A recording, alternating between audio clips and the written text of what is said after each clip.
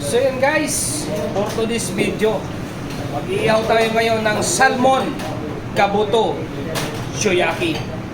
So yun guys, let's go! Pampasas sake o cooking wine. I-spray natin yan. Isang po yun, nung malikuha namin.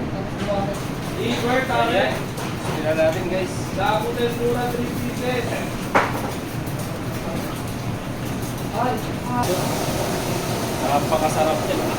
Ito yung sa harapan. Ayan. Ayan. Sprayan mo natin ang sake guys.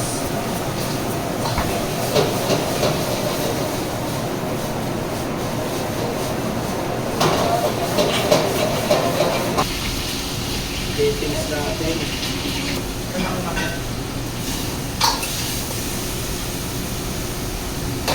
Ayan na ang ating salmon kabuto yaki. Ayan. Thank you.